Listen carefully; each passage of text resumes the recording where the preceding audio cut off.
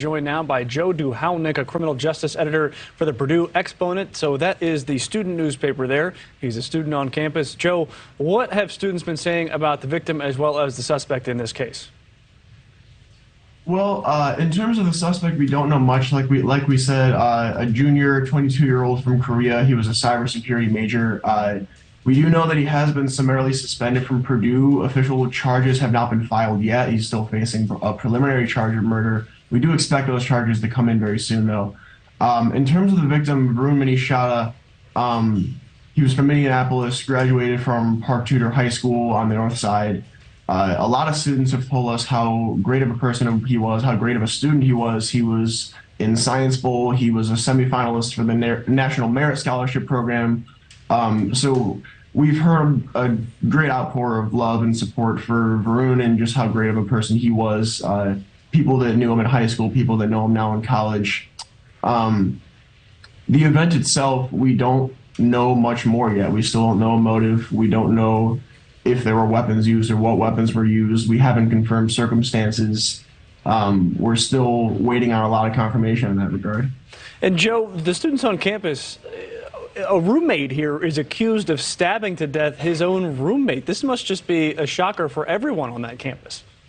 Yeah, it's been really hard. A lot of students have told us that they feel scared. They're not sure how safe they are on campus anymore. A lot of students are just really upset and shaken up by this. It's been difficult for us to cover it, considering that we're also students. But we've been working really hard to keep helping people know what they need to know and keep reporting on this the best we can. But no, it's definitely been difficult. A lot of students talked about how eerie it was on campus yesterday, how quiet it was on campus. You could really hear a pin drop. There wasn't nearly as many students walking around talking. When they were talking about what happened.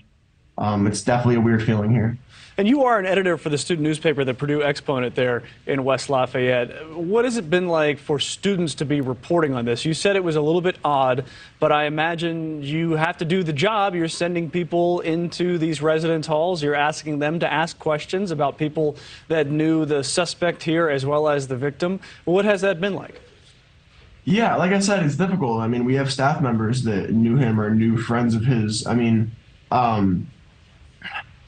it's something where you got to take a second to take it in as best you can and process a little bit, but then you got to jump back into business. Just like y'all are doing right now. We're trying to give the best coverage we can, and I think we've done a really great job. We had a lot of reporters, a lot of photographers working more than 12 hours yesterday, doing really, really great work. So I was really proud of all of them, just watching them kind of rise to the occasion and do something that it is a really difficult topic to throw yourself into. But yeah, talking to students, talking to people who knew him, talking to police, coroners, the jail people, everybody. It's been a lot. All right, that is Joe Duhownik. He is a student at Purdue. He's also one of the editors of the student newspaper, the Purdue Exponent. Joe, thank you for joining us. Thank you for having me. I appreciate it. Thank you for watching. Go to newsnationnow.com to find NewsNation on your television provider. And don't forget to click the red subscribe button below to get more of NewsNation's fact-driven, unbiased coverage.